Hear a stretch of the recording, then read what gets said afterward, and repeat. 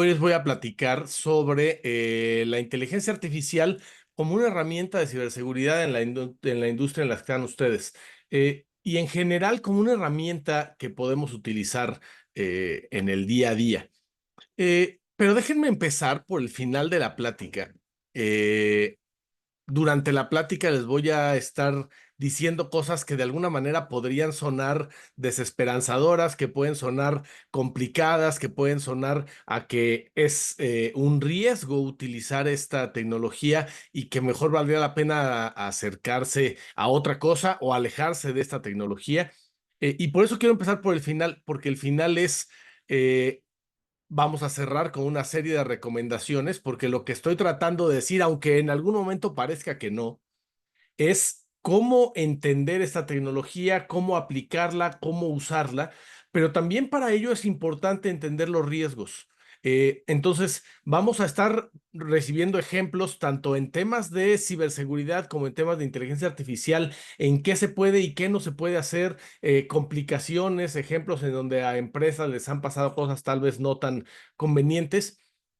Pero el objetivo de ello no es desincentivar el uso, así que no se vayan hasta el final, porque al final vendrá la parte interesante sobre ello.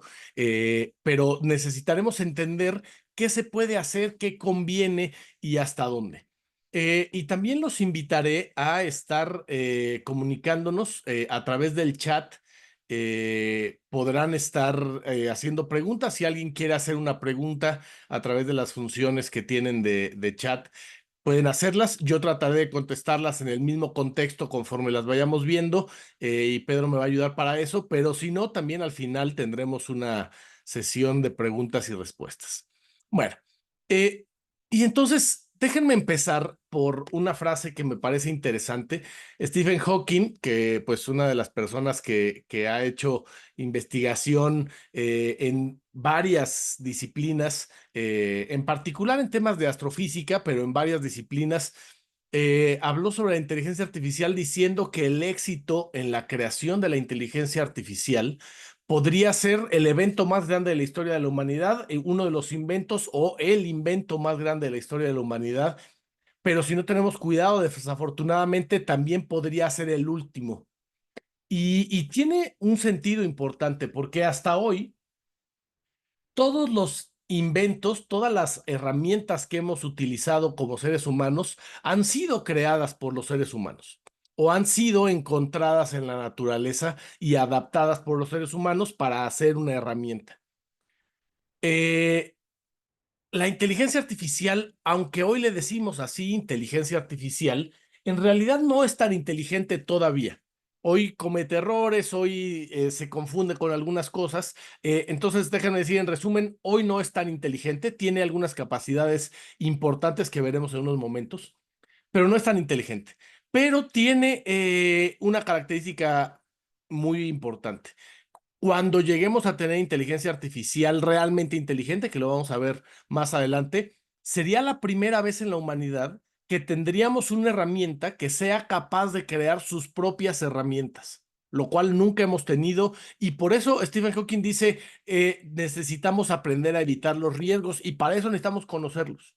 Pero para conocer los riesgos, déjeme hacer un paseo rápido sobre algunos eventos en la historia que nos han sucedido y de cómo atendemos los seres humanos los riesgos que de repente para algunos somos muy buenos y para otros no tanto. En 1876, Western Union recibió una oferta de Alexander Graham Bell, que acababa de diseñar su aparato, el teléfono. eh, y lo verán en la foto, era un aparato grande, rudimentario,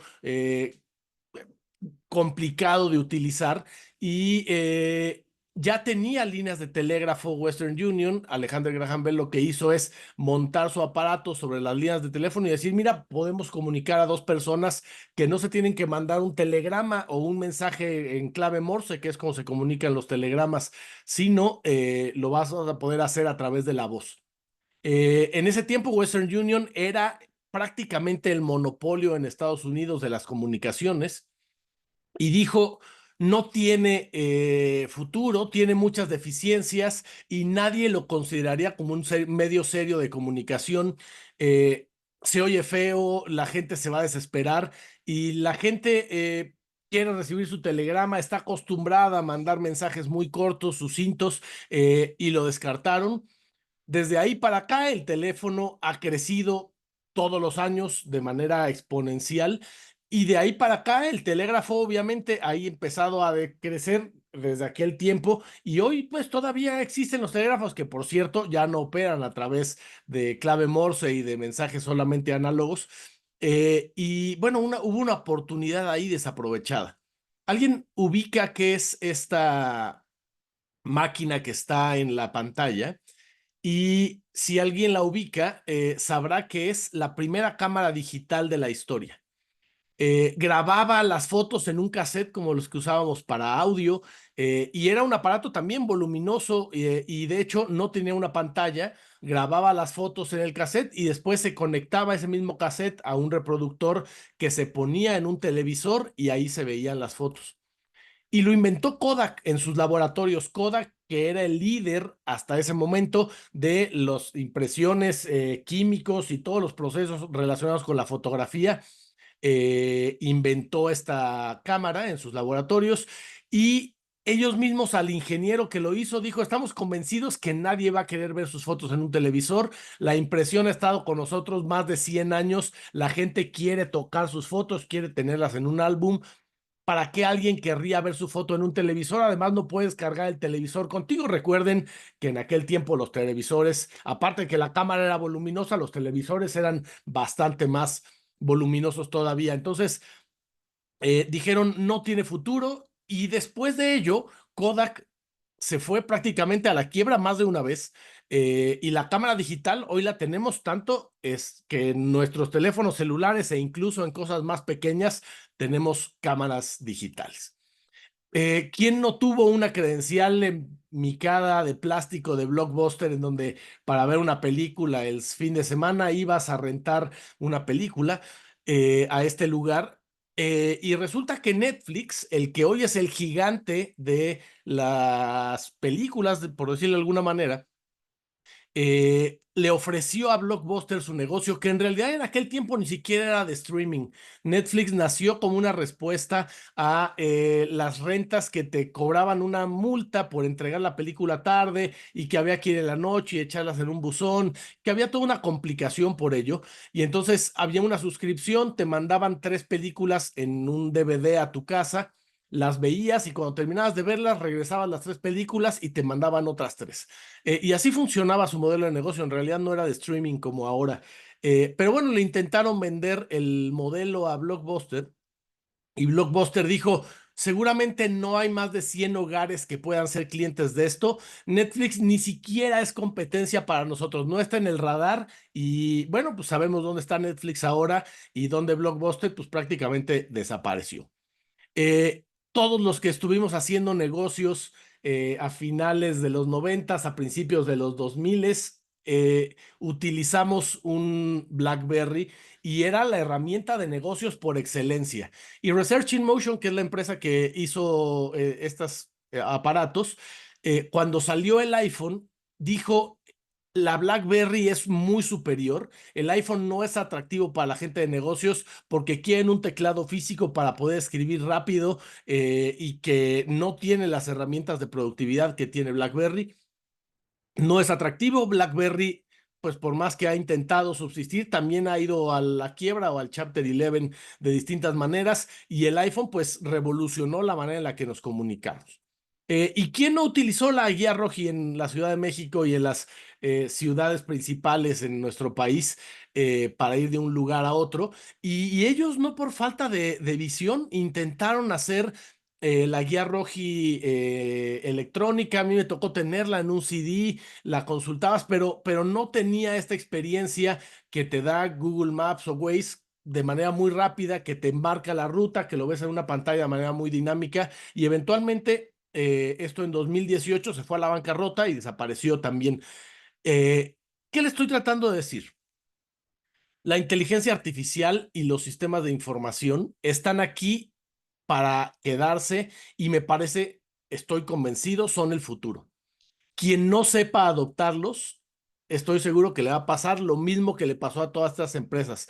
Pero también, por el otro lado, piensen en todas esas empresas que adoptaron tecnología tal vez demasiado rápido o demasiado temprano y que entonces también tuvieron impactos y vamos a ver algunos ejemplos de eso. Entonces, ¿dónde estamos con respecto a la inteligencia artificial ahora? Eh, Les decía, la inteligencia artificial hoy no es tan inteligente, pero a ver, en Europa hace 2 años dijeron va a sustituir a los radiólogos y va a poder identificar más rápido que cualquier persona tumores y deficiencias en los sistemas orgánicos. Y pues de alguna manera, es más, hubo hasta movimientos dentro de los médicos, los radiólogos, para tratar de proteger sus trabajos y de alguna manera tiene sentido. Un radiólogo en su vida podría haber conocido unas 10,000 casos, o sea, haber visto 10,000 distintos tipos de radiografías y imágenes de este tipo. Una máquina en unos minutos podría ser entrenada con millones de ellas, lo cual puede tener un impacto fuerte. Eh, en 2020 dijeron que para este año, 2024, el 50% de las labores asociadas al turismo serían realizadas por inteligencia artificial. Y la verdad es que hoy, si bien veo muchas cosas de inteligencia artificial y marketing al respecto en el sector turismo, no tanto.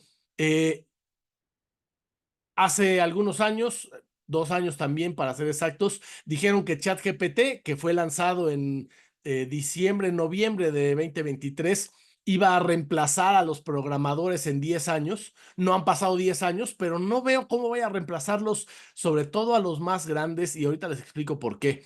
Y entonces, pues el meme es en 2015, Elon Musk dice vamos a tener carros que se autoconducen. En 2016, que a esta persona que por cierto le dieron el premio Nobel este año por un proyecto de inteligencia artificial, dijo que los radiólogos serían obsoletos en 5 años. Ya pasaron 4 o más, ya, no, desde ahí 12 años, y los radiólogos siguen conduciendo sus carros al trabajo todos los días.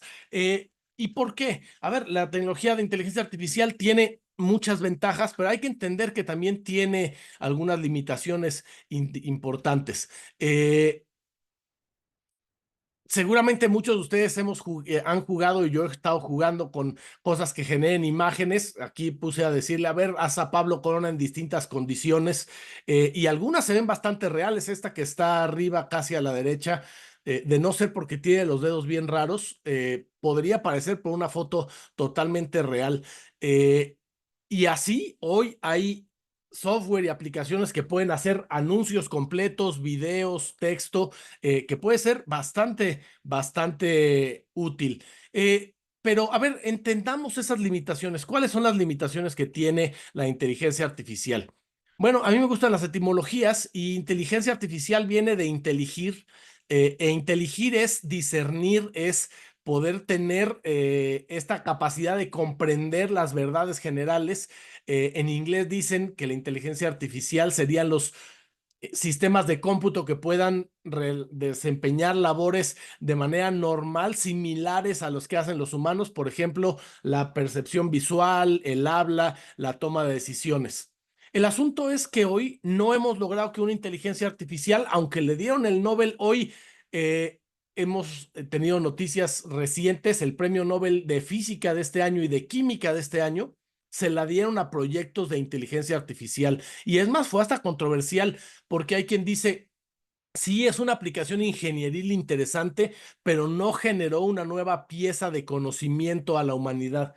Pero de alguna manera elevó las capacidades de lo que se puede hacer, tanto que hoy la mayoría de la investigación química no necesitan hacer reacciones físicas y químicas entre los componentes, sino pueden hacerlas a través de la simulación de una inteligencia artificial. Pero también tiene limitaciones porque no puede crear nuevo conocimiento, no puede abstraer elementos, nunca ha olido. O sea, sabemos que un perro es un perro no solo por verlo y que tiene 4 patas y orejas, sino porque llueve y se moja el perro y olemos a perro mojado. Hay quien dice que la inteligencia artificial no va a ser suficientemente inteligente hasta que no tenga todos, al menos nuestros 5 sentidos. Hay quien dice que tenemos más de 5. Entonces necesitaríamos más elementos para tenerla. ¿Y qué relación tiene con la ciberseguridad?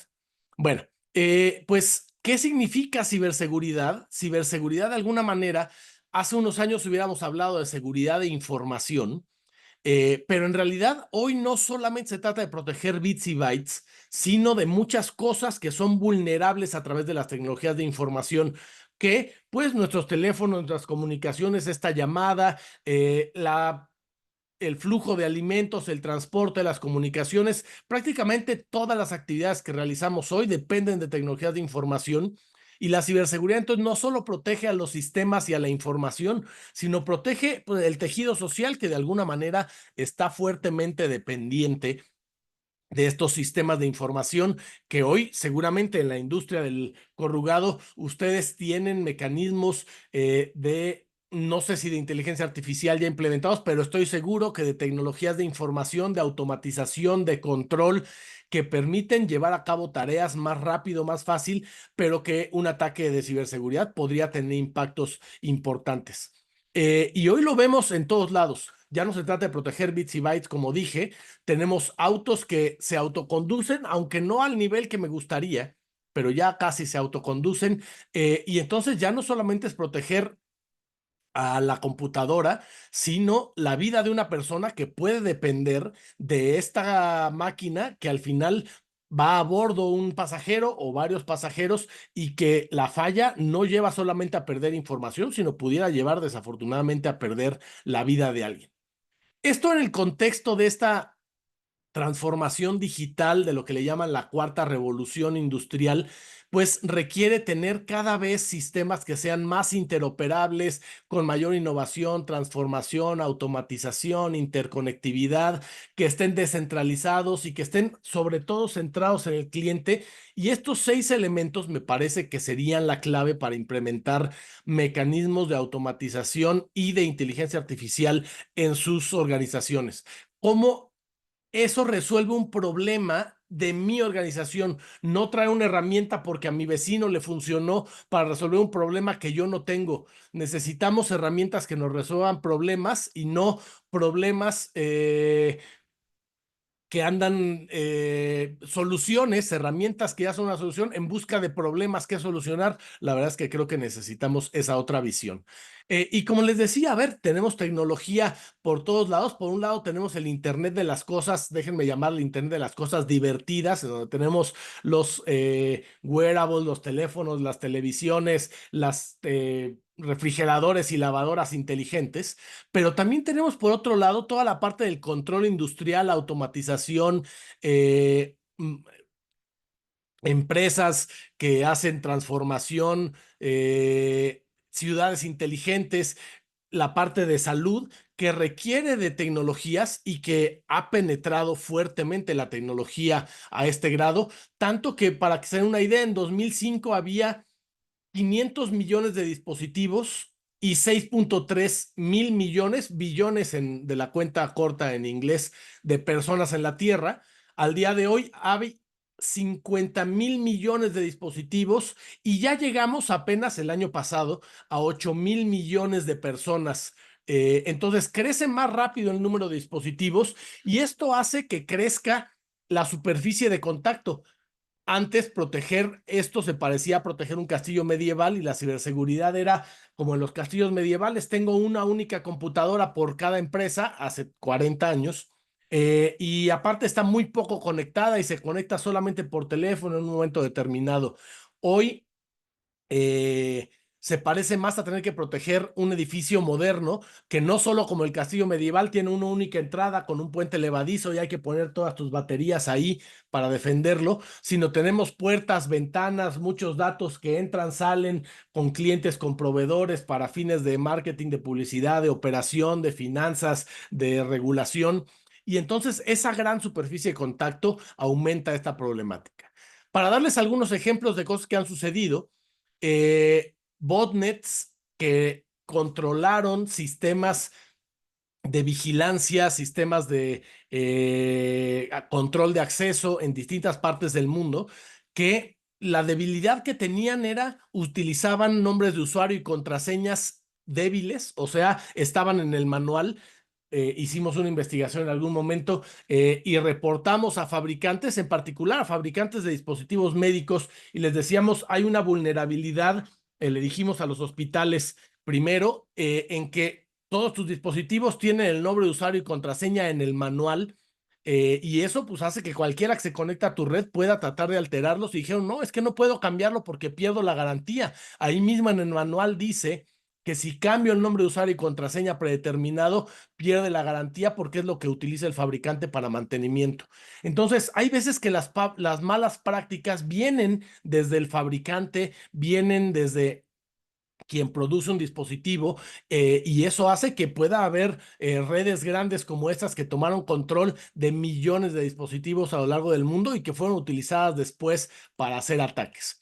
Eh, en una planta de purificación de agua, eh, alguien logró accederla remotamente, entrar a sus sistemas e incrementar los componentes con los cuales se purifica el agua y básicamente envenenarla, de tal manera que miles de litros fueron envenenados. Afortunadamente había un control que no fue detectado por esta persona, y que detectaba al final del flujo, antes de salir a la red de agua potable, la composición del agua, y antes de que esa agua saliera y intoxicara a toda una ciudad, fue detenida y lograron contener el ataque, pero en realidad hubiera sido un ataque que hubiera envenenado literalmente a millones de personas en una ciudad, solamente por una exposición de un componente vulnerable, no actualizado, que estaba conectado a Internet, cuando tal vez no necesitaba estar conectado a Internet, posiblemente tenerlo conectado eh, a una red privada hubiera sido más conveniente. Ucrania en 2017, en un ataque que al parecer fue patrocinado por otro país, en un ataque entre estados, lograron parar las instalaciones de las estaciones de distribución de energía eléctrica y dejaron a más de 200,000 personas sin energía durante casi una semana, otra vez por un sistema vulnerable. Y en 2021, perdón, uno de los oleoductos más grandes en Estados Unidos, este que se llama Colonial Pipeline, estuvo parado casi un mes por un ataque de ransomware. Para los que no estén familiarizados, el ransomware es un software malicioso que lo que busca es robar la información, detener los sistemas, básicamente secuestrarlos. Por eso se llama ransomware, porque el ransom es ese rescate que pides en un secuestro, secuestrar los sistemas y pedir ese rescate a cambio de devolver la funcionalidad de los sistemas. Pues mantuvieron cerrado el oleoducto durante casi un mes, con pérdidas millonarias, y todo por un tema de actualizaciones de software que no se habían aplicado adecuadamente, que no se habían aislado las redes adecuadamente unas de otras. Eh, en Colombia, todo un sistema de cajas populares y sistemas de salud y servicios complementarios fueron también atacados por un ransomware, perdieron información, datos, y dejaron de operar durante varias semanas, también por un ataque similar. Entonces, pues al final, el resumen de este paseo es, hay retos, hay oportunidades y necesitamos mantenernos a la vanguardia, pero esa vanguardia requiere un equilibrio constante. Y si alguien se ha intentado equilibrar en una silla, inténtenlo ahora ustedes, y se han intentado balancear en su silla.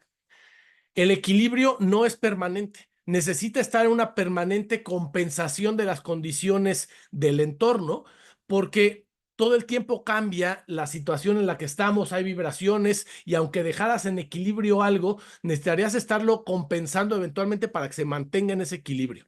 Y para eso es importante entender en esta inteligencia artificial de dónde venimos. Les dije, no es tan inteligente hoy. ¿Por qué no?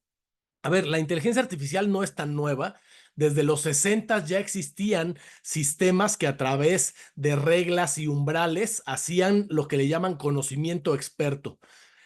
En los 80s, 90s y el 2000, los datos de lo que se le llamó el Big Data, la gran capacidad de procesamiento, pudo generar posibilidad de hacer eso, perdón la redundancia, procesar millones de datos a la vez y tener un aprendizaje estadístico de encontrar relaciones y correlaciones entre eventos. Y en la etapa en la que estamos actual, se hizo consciente del contexto. ¿Qué hizo tan famoso a ChatGPT hace un par de años? Pues básicamente que no necesitas programar un sistema, que no necesitas entrenarlo, sino básicamente platicar con él, tanto en voz, hay una versión en la que platicas literalmente con él como si fuera un agente de voz, o a través de texto escribes cosas y él reacciona. Y ser consciente de ese contexto ayuda a que pueda diferenciar, por ejemplo, saber que banco, si estamos hablando de finanzas, es distinto de banco si estamos hablando de los artículos que habría en una casa. Y cada ola ha ido construyendo sobre la anterior nuevas capacidades. Y a nivel de chiste, en la parte de inteligencia artificial, decíamos hace algunos años, es que la inteligencia artificial por detrás solo tiene machine learning y por detrás solo tiene estadística, pero si la ves muy de cerca, solo hay una serie de condicionales de if, si pasa esto, haces esto, y si no pasa esto, haces lo otro. Pero la verdad es que hoy es muy lejano de eso. Hoy la inteligencia artificial funciona con unas cosas que se llaman perceptrones, neuronas artificiales, y así funcionan los grandes modelos de lenguajes, ChatGPT, Gemini, Meta, Llama, Bing, Cloud, pero tienen un problema. Tienen una baja explicabilidad. No le puedes decir, explícame por qué tomaste esta decisión. ¿Cuáles fueron los factores de entrada que te llevaron, así como en estos if, then, else, esas condicionales lineales de si sucede esto, haces esto otro, y si sucede esto otro, si la temperatura del componente de la pulpa está en tal temperatura, dejas pasar tanto, pero si llega a tal temperatura, cierras la compuerta. Esas decisiones lineales es muy complicado para la inteligencia artificial porque tiene un componente que se llama una función de pérdida que no mapea en términos humanos, mapea en términos totalmente numéricos las relaciones de todas las cosas con las que fue entrenada, y que es hoy imposible para un ser humano entender por qué tomó una decisión y no la otra, y lograr aprender de las buenas decisiones o malas que haya tomado una inteligencia artificial. Para los que alguna vez les interese más, así funciona un perceptrón. Es un conjunto de funciones matemáticas que le pones básicamente una entrada de valores. Por ejemplo, piensen que quieren decidir si salir a la calle es adecuado, entonces dicen, pues si está nublado es parte de un factor, y si está húmedo el ambiente es parte de otro factor, y si está soleado es parte de otro factor. Pero también si hay mariposas es parte de otro factor, y a cada uno de esos factores le asignas un peso de qué tanto impacta en el resultado final, de decir, si tengo todos estos factores, al final se van a sumar entre ellos y me van a decir, sí, sal a la calle. Bueno, entrenar eso en un proceso industrial es muy complicado. Como les dije, ya no se vuelven factores tan sencillos, y los que hayan visto esta película se llama The Hitchhiker Guide to the Galaxy, al final la inteligencia artificial dice que va a encontrar la respuesta a la vida, al universo y a todo, y les dice, ya la encontré después de millones de años de procesamiento, y les dice, la respuesta es 42. ¿Cuál es el chiste de este meme? Básicamente que no tenía en términos humanos, 42 para la máquina significaba algo, pero en términos humanos no significa nada, y eso es uno de los problemas hoy. Vamos a enfrentarnos con inteligencia artificial, pero que no logra explicar por qué tomó una decisión o por qué se equivocó y cuál sería el mejor mecanismo para mejorar, y hay que volverlas a entrenar. Otro problema es que no se pueden borrar los datos, entonces si ya hay información ahí que queremos eliminar, hay que volver a entrenar el sistema, y eso ha hecho que el reto ahora sea encontrar modelos de inteligencia artificial que sean explicativos, que sean fácilmente reentrenables o fácilmente sustraíbles una serie de datos.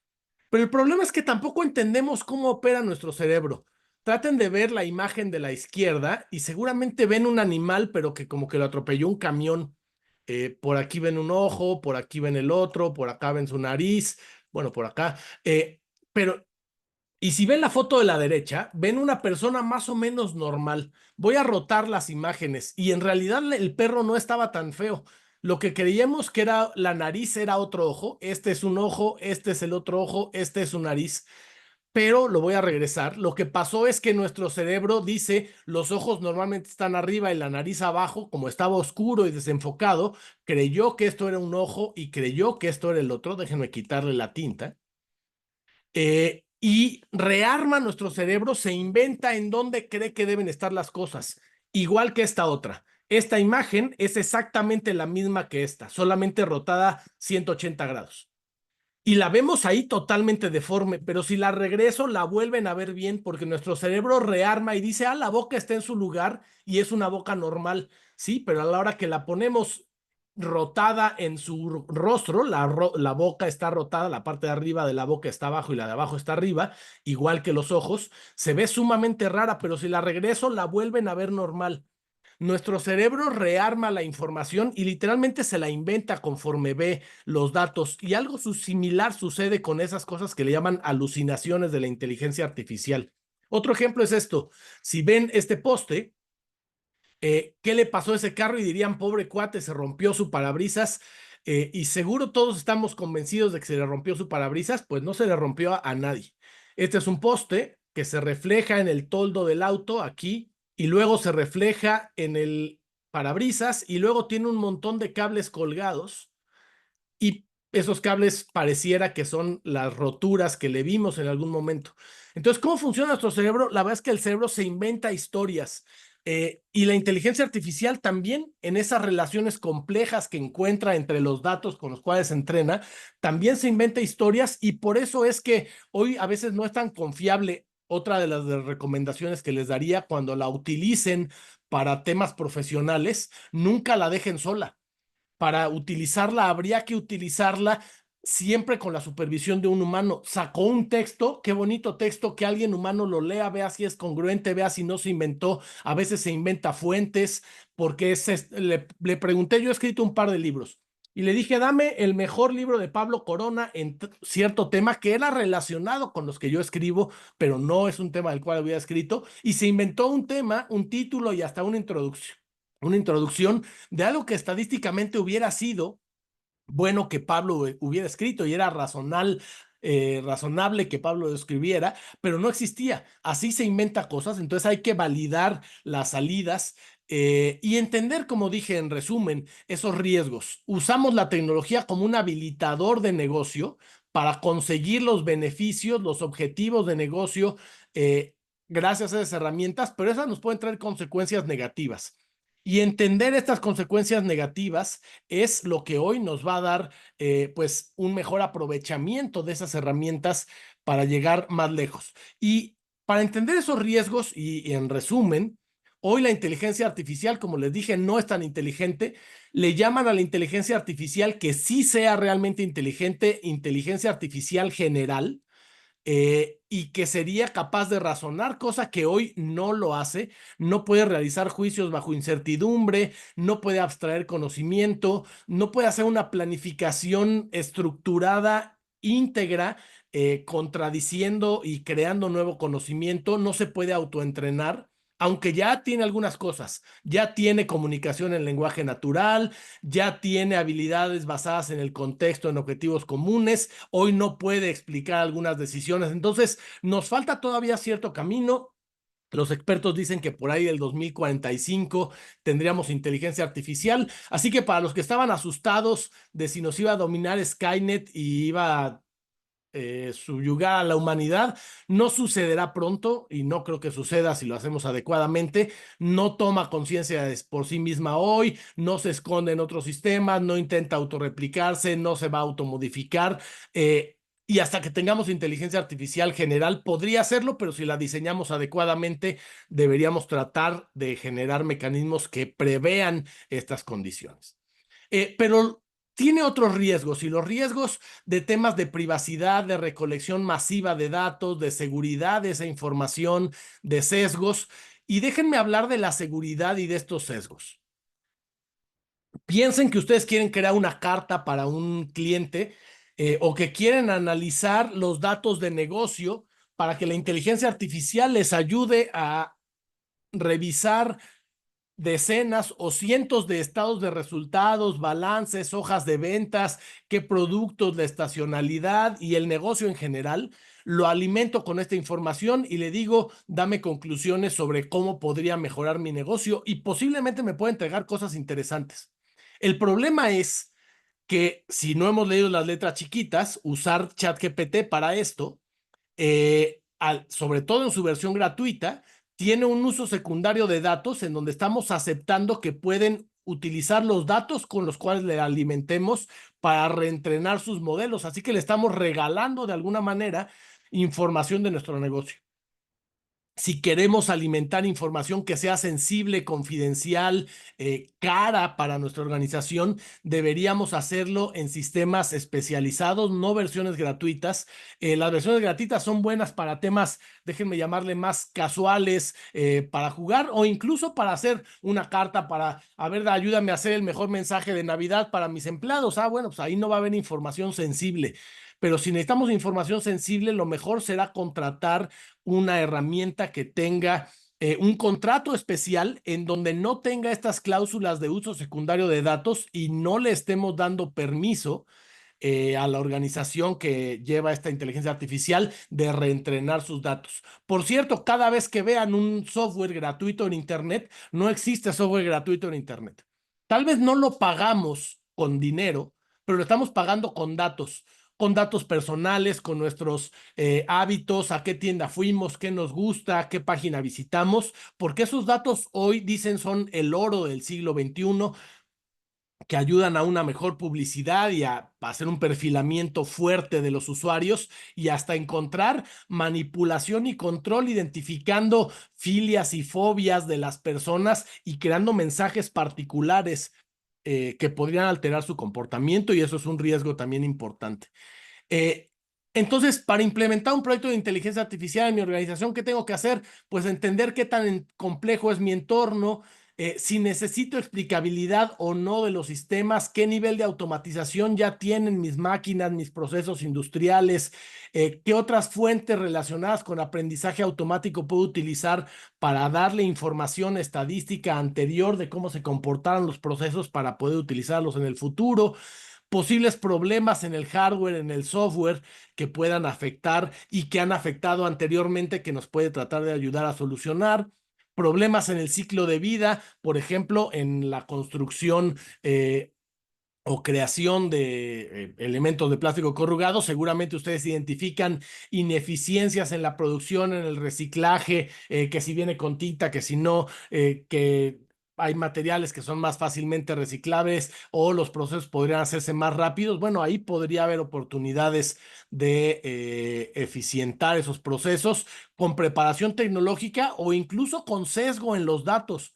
Los datos, si yo lo entreno solo con mis datos, y aquí hablando de que ustedes son una asociación, si lo entreno solo con los datos de una empresa manufacturera de plástico, perdón, de cartón corrugado, pues posiblemente tiene los mismos sesgos de mi sistema. Por ejemplo, si mis sistemas, o sea, no me refiero a los sistemas informáticos, si sus máquinas tienen un error y lo entreno con esos datos, tal vez va a asumir que ese error es parte de la normalidad. Entonces, tal vez crear un conjunto de datos entre la asociación completa para que se pueda entrenar algo con mayores capacidades puede ser algo interesante que pueda ayudar a detectar, predecir, contener y eficientar los procesos.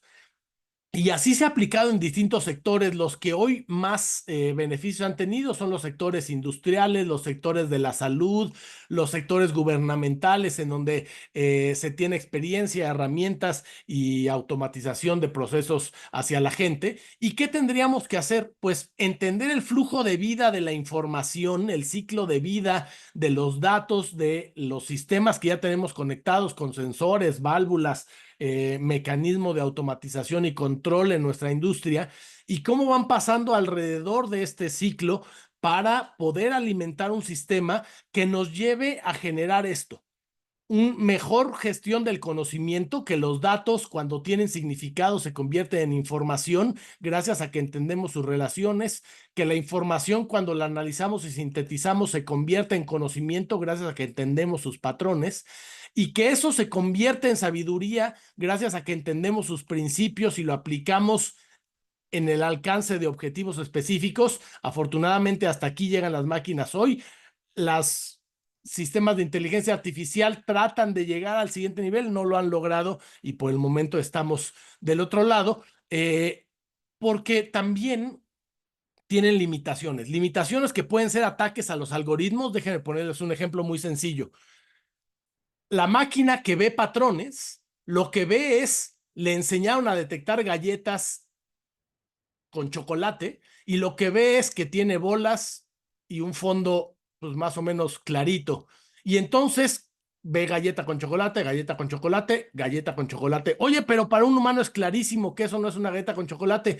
Pues es que cayó en el patrón de galleta con chocolate. Fondo clarito, bolas oscuras, fondo clarito, bolas oscuras. Entonces, puede haber confusiones si es que los patrones no están bien determinados y ahí se habla de la profundidad en el entrenamiento de los sistemas de inteligencia artificial.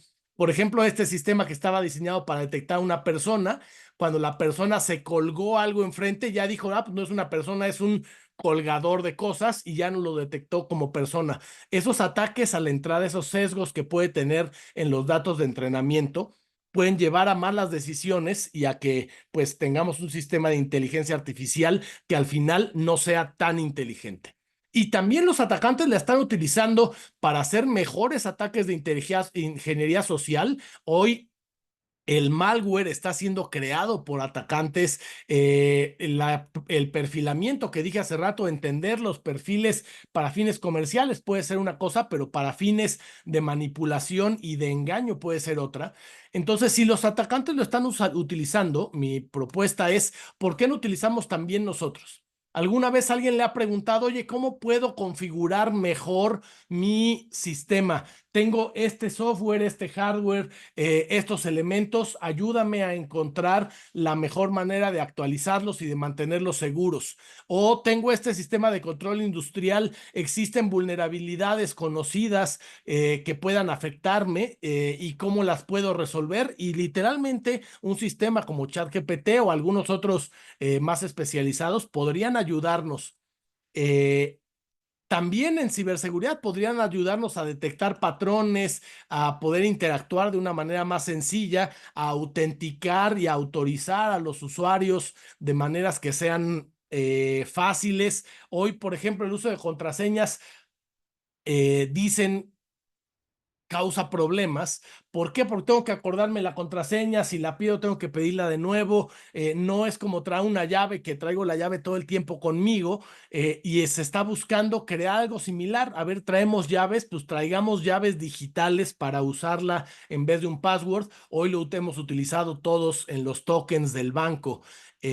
Entonces, que un sistema puede ayudarnos a detectar a través de inteligencia artificial los patrones de qué comportamiento es normal y qué comportamiento es anómalo, que una máquina está en cierta temperatura, en ciertos niveles de insumos y que llegó a otro nivel.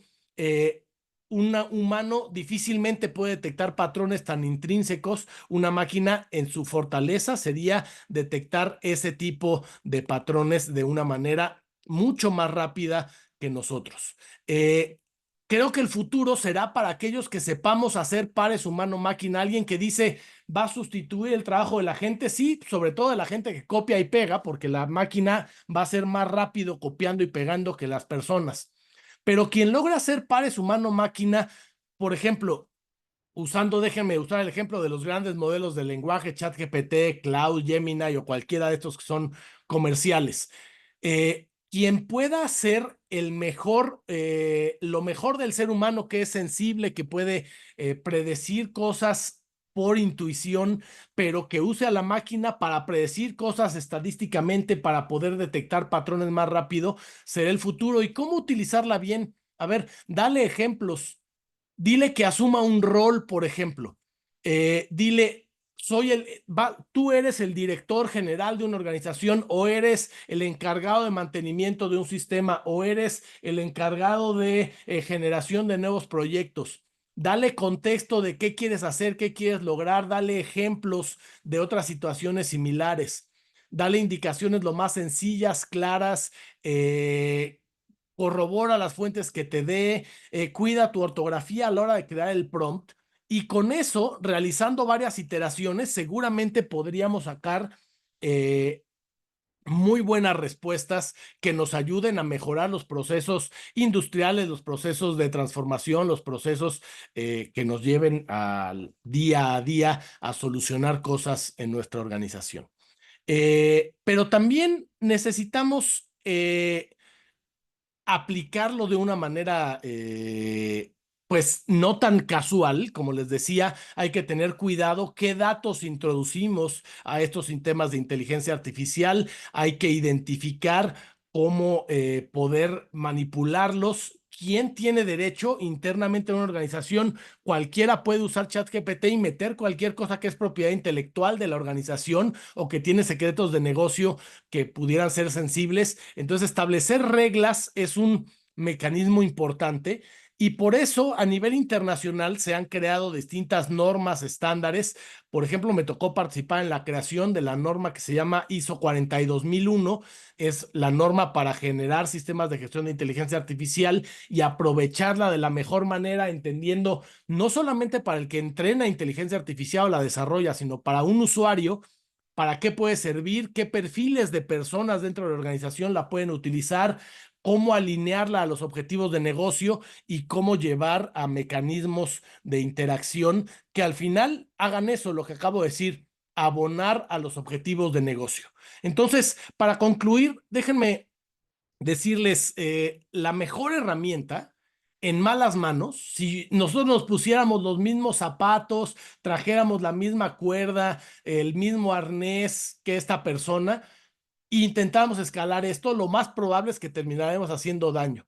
Necesitamos tener un entrenamiento, una capacitación, un entendimiento de los riesgos, un entendimiento de las dificultades, de las posibilidades también de a dónde se puede llegar y entrenar, hacerlo varias veces. Hablé de hacer varias iteraciones, asesorarse con un experto y lograr condiciones de aprovechar esas herramientas en beneficio del negocio para no quedar como los que no aprovecharon la tecnología, como los ejemplos que les puse al inicio, pero también no quedar como los otros que sobreaprovecharon la tecnología y terminaron siendo vulnerados con plantas detenidas, ciudades envenenadas o empresas paradas por semanas o meses por no tener un adecuado uso, entrenamiento, entendimiento y control de estas herramientas que me parece es relevante. Bueno, pues hasta ahí mi presentación. Aquí están mis datos de contacto, que si tienen más dudas a través de ese canal podemos tener más conversación. Y no sé, Pedro, si hay alguna pregunta, comentarios o algo que quisieran platicar.